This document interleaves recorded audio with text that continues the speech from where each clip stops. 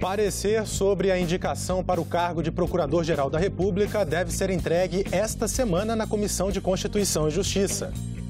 O indicado é o subprocurador Augusto Aras, escolhido pelo presidente Jair Bolsonaro. Continuam os debates sobre a reforma da Previdência.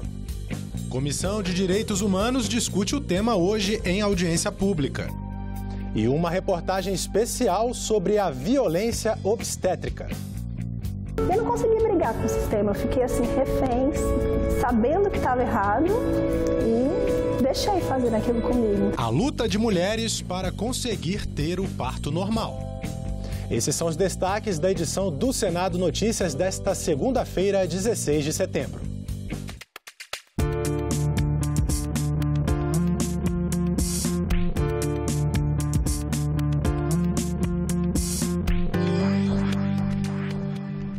Um bom dia para você. O senador Eduardo Braga deve ler na quarta-feira, na Comissão de Constituição e Justiça, o relatório da indicação do subprocurador-geral da República, Augusto Aras, para a Procuradoria-Geral da República. De acordo com o senador, o parecer é técnico e leva em consideração o currículo do indicado. O mérito é discutido na sabatina, quando os senadores fazem perguntas com relação a princípios, conceitos, até mesmo decisões ao longo da carreira do eminente subprocurador para formatar o juízo de valor. Agora, o que nós temos ouvido de vários senadores é uma excepcional boa vontade. Para o senador Randolfo Rodrigues, causou estranheza o fato de o indicado à Procuradoria-Geral da República ter sido recebido na reunião do Colégio de Líderes antes da sabatina. Ora, nós temos uma tradição de 20 anos de respeito à lista tríplice. Me causa espécie duas coisas, né? A pouca reação agora, nesse momento, dos próprios membros do Ministério Público, quando os princípios da autonomia é ofendido, e me causa espécie também, por outro lado, nós temos recebido o candidato à PGR, primeiramente um foro privilegiado de colégio de líderes, antes mesmo da sabatina na CCJ. A gente tem que cumprir o papel que a Constituição nos dá, que o povo dos nossos estados nos delegou. Entre o papel, entre as atribuições nossas, está sabatinar, arguir e votar nos candidatos à Procuradoria-Geral da República. Não pode ser uma troca de favores de compadrio. Aqui não estamos num clube de amigos. A Comissão de Direitos Humanos realizou na sexta-feira mais uma audiência pública sobre a reforma da Previdência. O representante da Associação Nacional dos Auditores da Receita Federal disse que o aumento da despesa com a Previdência não é a causadora do desequilíbrio nas contas públicas. Com gráficos, ele mostrou que o problema é a queda da receita de impostos relacionada com o baixo crescimento da economia. César Roxo também apontou outra causa para o déficit: as renúncias fiscais permitidas pelo governo para alguns setores como o agronegócio, as entidades esportivas e as filantrópicas. O governo quer reduzir benefícios para ter uma economia ao longo de 10 anos de 1 trilhão, pois com as renúncias, com os benefícios fiscais, só em 2019, 306 bilhões. Ao longo dos últimos anos, foram mais ou menos 2 trilhões e 600 bilhões de reais que o governo abriu mão. O consultor do Senado criticou a idade mínima estabelecida na proposta. Temos o problema das idades mínimas, 62 e 65 anos, uma aposentadoria elevada e um benefício reduzido. Duplo prejuízo. 62 ou 65 anos é a idade que hoje se exige para aposentadoria na Europa e em muitos países. Mas países que têm realidades sociais completamente distintas, mercados de trabalho completamente diferentes do nosso, onde é muito mais fácil, relativamente, um idoso, e eu falo idoso assim, pessoa com mais de 60 anos, conseguir se manter no mercado de trabalho. E mesmo lá, o desemprego nessa faixa etária é altíssimo. O representante da CUT disse que o Senado não pode abrir mão do poder de alterar o texto que veio da Câmara. Ele também pediu à população que se mobilize contra a reforma da Previdência. o relator da reforma acatou algumas pequenas supressões. Agora, já se diz que teve 2 supressões que ele fez, que altera a reforma e que ela tem que ser, a supressão tem que ser suprimida. Ou seja, tem que voltar ao texto original, porque senão a reforma tem que voltar para a Câmara. Ora, mas pelo amor de Deus, nesse aspecto eu estou de acordo com o Nestor Santiago, lá de Minas Gerais. Ele diz o seguinte: espero que o povo brasileiro nunca esqueça de como essa reforma da Previdência está sendo feita, a toque de caixa e com prejuízo para o povo. É lamentável que o Senado vire as costas aos trabalhadores e que atue como carimbador da reforma, rejeitando centenas de emendas. Então eu quero dizer a vocês, não é lamentável, ainda há tempo de cada um de vocês que estão me assistindo, que estão assistindo essa audiência, se mexer, procurar o seu sindicato e começar a fazer pressão sobre os senadores. A gente confere agora as atividades do Senado programadas para hoje. Às 9 horas, mais uma audiência pública sobre a questão da reforma da Previdência na Comissão de Direitos Humanos. O foco vai ser no aumento da pobreza. Na Comissão de Infraestrutura, o debate vai ser sobre alternativas que conduzam a uma redução no preço da tarifa do transporte público coletivo urbano. E às 2 da tarde está marcada a sessão deliberativa do Senado no plenário. Em uma sessão especial em homenagem à Rede Globo pelos 50 anos do Jornal Nacional, o presidente do Senado, Davi Alcolumbre, defendeu uma imprensa livre e imparcial e um Congresso Nacional forte e independente. Não há democracia sem uma imprensa livre e imparcial, que permita aos cidadãos conhecer os fatos e livremente opinar sobre eles, tanto nas urnas como nas ruas, ou mesmo nas redes sociais. Que, nesse particular, um Congresso Nacional forte e independente e uma imprensa livre são sinônimos de uma democracia cada vez mais sólida e estável. Ambos, repito, ambos devem caminhar juntos. Agressões verbais, recusa de atendimento, intervenções e procedimentos médicos desnecessários. A violência obstétrica é realidade para 1 em cada 4 mulheres no Brasil, segundo estudo da Fundação Perseu Abramo. Mas como mudar esse cenário? Humanizando o parto, ou seja, devolvendo o protagonismo à mulher. Essa é a visão do obstetra francês Michel Audin, referência mundial do parto natural, que diz que para mudar o mundo, primeiro é preciso mudar a forma de nascer. E essa tem sido a luta de vários médicos, enfermeiras e doulas no nosso país. Veja nesta reportagem especial da TV Senado. Ela está com muito pouco líquido, olha aqui. Aí meio que mostrou assim, eu não entendi nada. A bebê está super alta e tem circular. Você sabe que circular, e quando ele falou circular, eu falei, não, tá de brincadeira. Eu tinha estudado, não era médica nem nada, mas eu falei, circular não é impeditivo para parto normal. Eu lembro que à noite eu ficava sonhando que eu tinha contração, que eu estava sentindo dor, acho que ninguém nunca desejou tanto sentir dor na vida. O desrespeito que eu tive, aquela coisa da mentira, de eu não conseguir confrontar o médico. Como é que eu, entendeu? Que tinha lá estudado durante 8 meses sobre gestação, ia pegar e falar para ele assim, não, circular não tem nada a ver, que pouco líquido, cadê? Onde é que você está dizendo aí que tem pouco líquido? Que ele que fazia ultrassom. E eu não consegui brigar com o sistema, eu fiquei assim, refém, sabendo que estava errado e deixei fazer aquilo comigo, entendeu?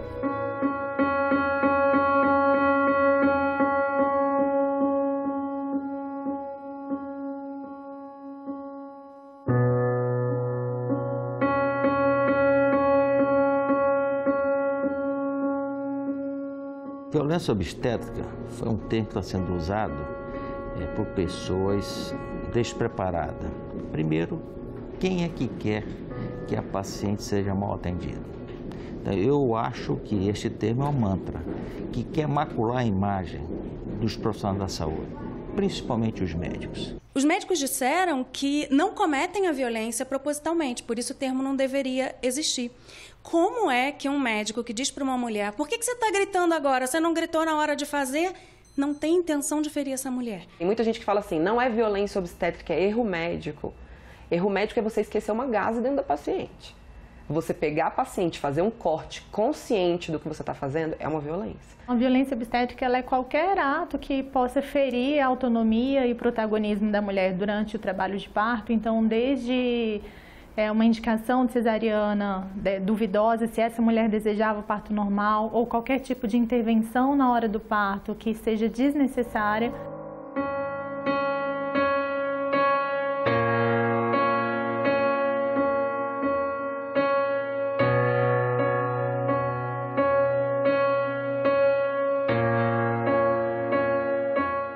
Manter o conceito de violência obstétrica é acertado justamente para que a gente possa dar a essas mulheres, especialmente as mais simples, que são aquelas que estão nas nossas maternidades públicas, o direito de serem protegidas e preservadas naquilo que a medicina tem de melhor, que é a vida no momento em que ela nasce, naquele ponto da maternidade. A meu ver, não há aqui, em momento algum, qualquer questão de se colocar a medicina brasileira sob uma tutela de criminalização, nada disso.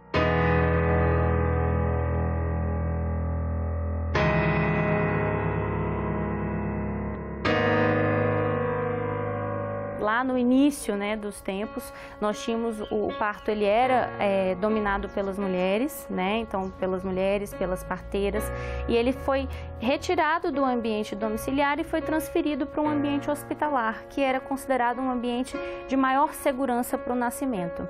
Só que nesse ambiente hospitalar, nós temos uma série de aparelhos, nós temos uma série de intervenções que foram se tornando cada vez mais rotineiras.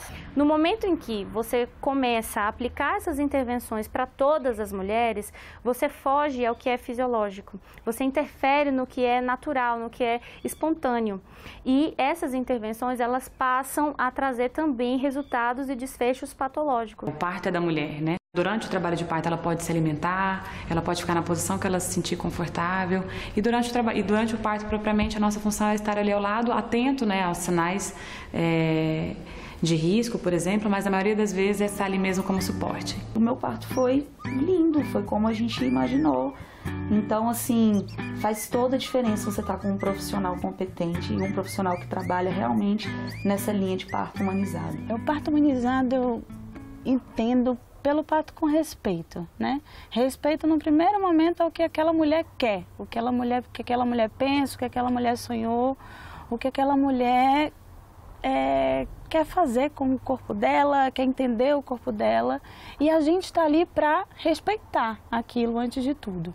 A humanização do parto não é parir em casa, não é parir na água, não é ter doula, é você ser respeitada durante o seu trabalho de parto, ser tratada com acolhimento, com carinho, com respeito, é você participar de todas as decisões naquele parto. A gente ajuda a gestante a conseguir dar o próximo passo ali no parto, sem sentir tanta dor, né? Fora o apoio emocional, é uma outra mulher que tem empatia, que passou por aquilo, então entende o que a mulher está passando, então é um apoio físico e mental. A gente tem hoje muitos relatos, mesmo no SUS, na rede pública ou nos plantões dos hospitais privados, de uma mulher que chega empoderada, consciente dos seus direitos, ela consegue chegar lá com um plano de parto, com a doula dela, com uma enfermeira obstetra que ajuda ela a chegar já em trabalho de parto avançado, e negociar quais procedimentos ela quer, quais que ela não aceita, e essa mulher acaba tendo uma experiência de parto muito mais positiva, de qualquer forma, porque a gente tem que ter informação a nosso favor. São mulheres reaprendendo a parir, fazendo o que muitas vezes a mãe, a avó não fez, se entregando de uma forma fora do comum. Com 40 semanas e 2 dias eu entrei em trabalho de parto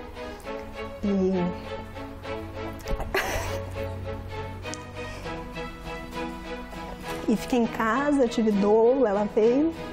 Eu, assim, sabia que eu precisava ser ativa, mas eu fiquei super quietinha na minha, respirando. Não reclamei de nada, foi um trabalho de parto bem, assim, arrastado. Mas, assim, foi muito tranquilo, eu não vi o tempo passar. Eu falo que foram 2 partos em um, entendeu? Porque me curou do que eu tive, entendeu? Do outro parto. Foi longo, assim, foi doloroso, mas, assim, foi o que precisava para eu, entendeu? Falar, bom, isso aí me curou.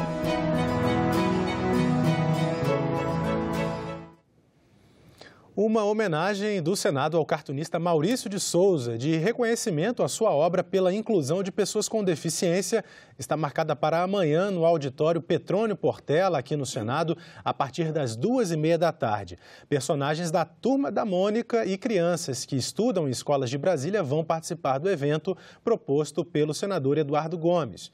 Participe também e traga aqui os seus filhos.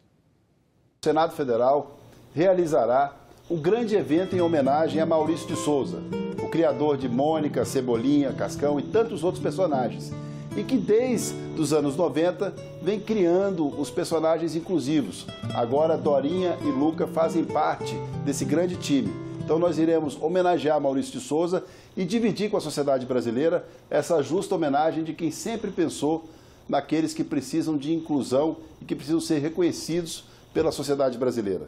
Participe! O Senado acaba de lançar o Plano de Equidade de Gênero e Raça para o período de 2019 a 2021. É o primeiro órgão da administração pública brasileira a fazer o documento. A ideia é avaliar as ações em favor da igualdade de oportunidades para as servidoras e servidores da casa.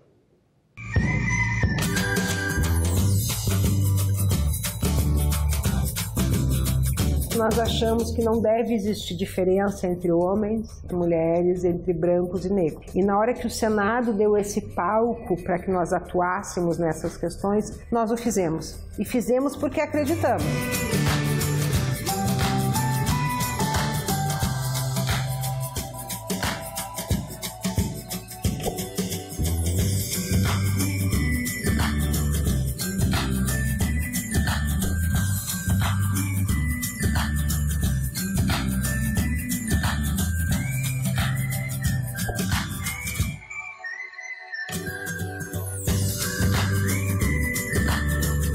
Essa ideia nasceu já há muito tempo atrás. Eu diria que ela é o resultado do que nasceu há 4 anos e meio, com o que nós já tínhamos, que era o Programa Pro Equidade de Gênero e Raça e o Comitê, de Equidade de Gênero e Raça. Quando ele nasce de baixo para cima, a aceitação das ações é muito mais fácil.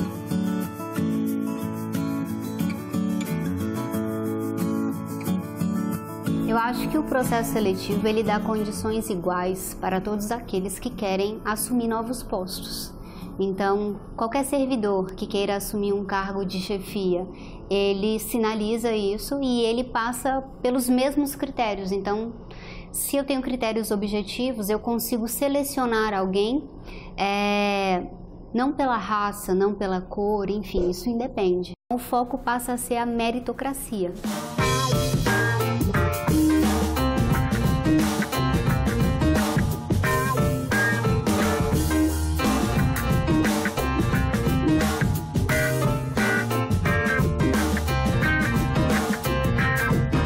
O Senado tem uma militância em gênero já bastante reconhecida, mas em raça nós precisamos aprimorar. E ao reconhecermos que nós precisamos melhorar, nós nos predispomos a atuar mais também.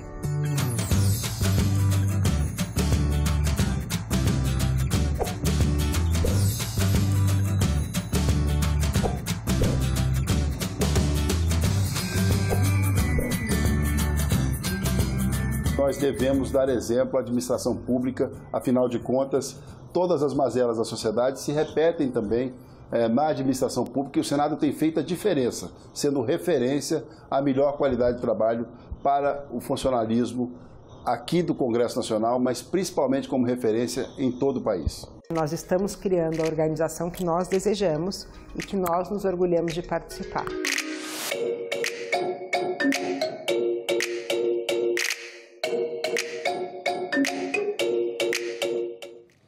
36 senadores pedem o veto total do presidente Jair Bolsonaro ao projeto de lei de abuso de autoridade. Entre eles está o senador Oriovisto Guimarães, que assegura que o veto não seria derrubado pelo Congresso. Ele argumenta que o projeto foi feito em 2017 por parlamentares investigados na Lava Jato e pode prejudicar o trabalho da Justiça. Olá! Um grupo de senadores pediu ao presidente Jair Bolsonaro que vete o projeto de lei que criminaliza o abuso de autoridade. Nós vamos conversar sobre o assunto com o senador Oriovisto Guimarães, do Podemos do Paraná. Seja bem-vindo, senador. Bom. Muito obrigado, Renata. É um prazer estar aqui. Senador, além dos senadores, deputados, associações de procuradores, juízes, policiais também pediram vetos ao projeto de lei. E houve manifestações de rua em vários estados também, né, de apoio a essas autoridades, né, ao Judiciário, ao Ministério Público, enfim.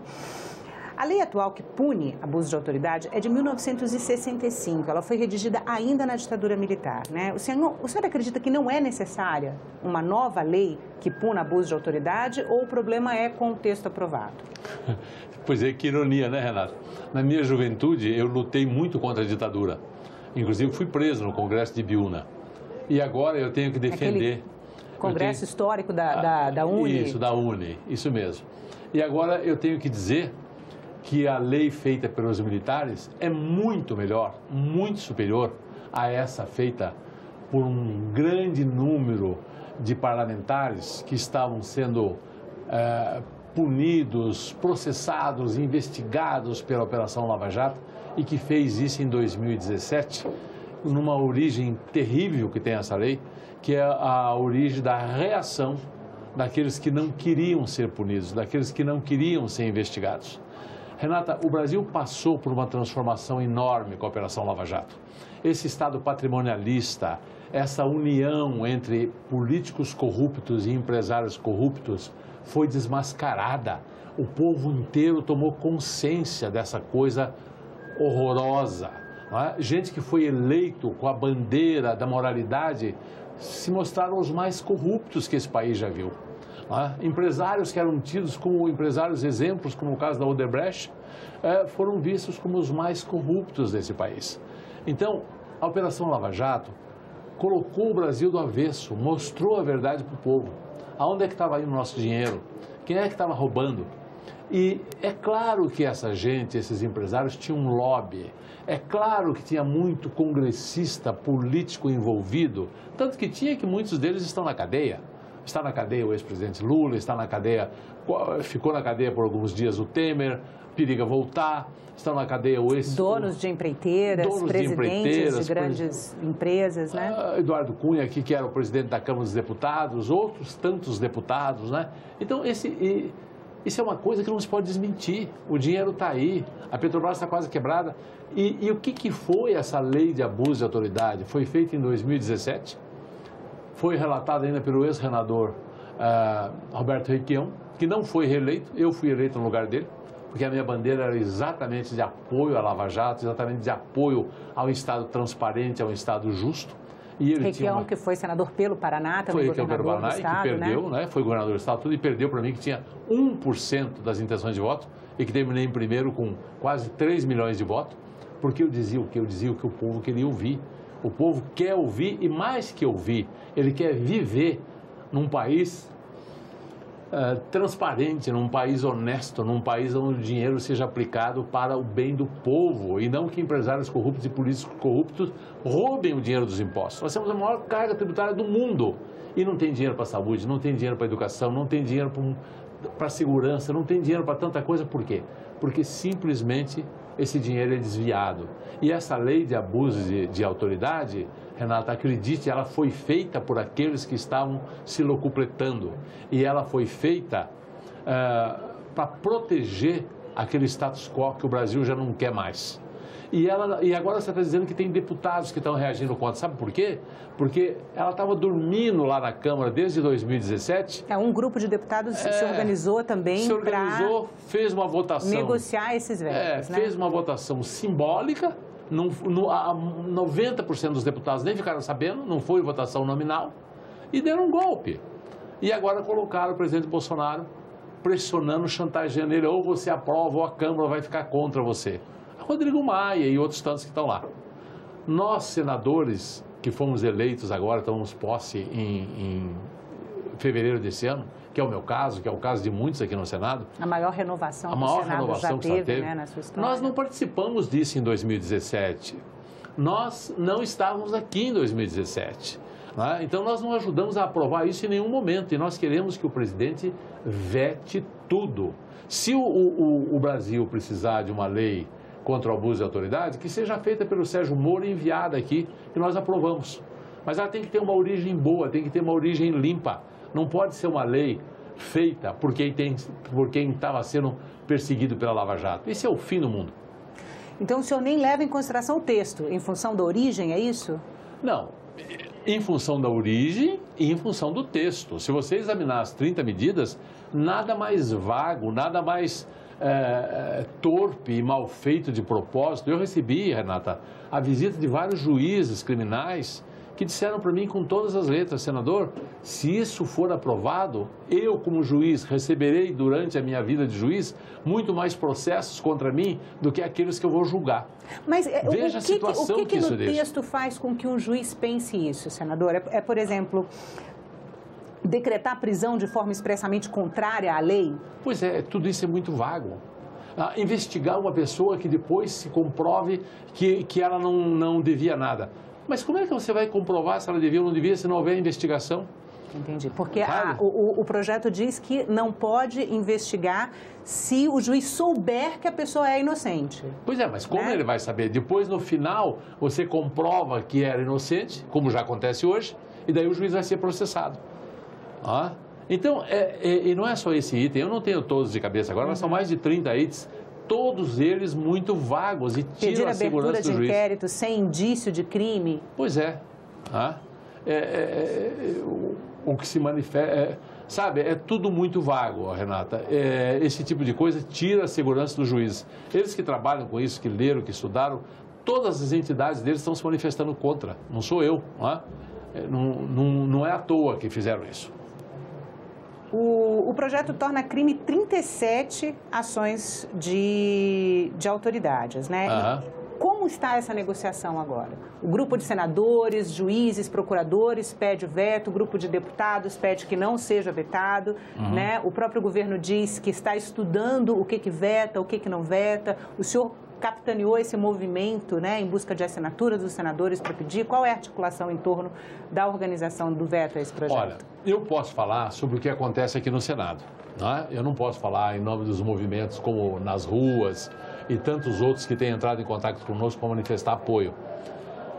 O que acontece aqui é que nós tínhamos 32 assinaturas, agora já estamos com 36 assinaturas.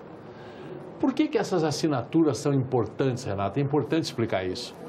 Porque se o presidente vetar, quem vai tentar derrubar o veto vai ser o Congresso. E pela regra da casa, como esse projeto se originou no Senado lá em 2017, esse veto só será derrubado se o Senado derrubar. Se o Senado não derrubar, o veto está valendo, essa lei acabou e vamos começar outra do zero. E o Senado está dizendo com esse abaixo-assinado que não há o menor perigo do veto do presidente cair. Porque esses 35 que já assinaram não são a base de apoio do governo. Além desses 35, o governo ainda tem Fernando Bezerra, ainda tem o Flávio Bolsonaro, que é filho dele, ainda tem vários outros senadores que votam... E não assinaram. E que não assinaram ainda, porque exatamente estão esperando uma orientação do presidente Bolsonaro. A hora que o presidente Bolsonaro disser assim, vetei, todos eles vão correr e assinar junto. Ou seja, nós teremos com folga mais de 41 votos que vão manter o veto. Então o presidente Bolsonaro pode ter a mais absoluta certeza. Ele só não veta tudo se por qualquer razão política ele achar que não deve. Se ele achar que não deve, porque ele quer fazer lá um bom relacionamento com o Rodrigo Maia, com outras pessoas, eu até entendo que às vezes o presidente tem que fazer algumas coisas que ele não gosta. Mas depende exclusivamente dele. Cair o veto, 200% de certeza que não cai. Está nas mãos do presidente Bolsonaro. Ele tem que decidir o que ele vai fazer. Senador, muito obrigada pela entrevista. E nós ficamos por aqui. Você pode rever as reportagens desta edição na nossa página na internet, senado.leg.br/TV. Muito obrigado pela companhia e continue sintonizado aqui na TV Senado.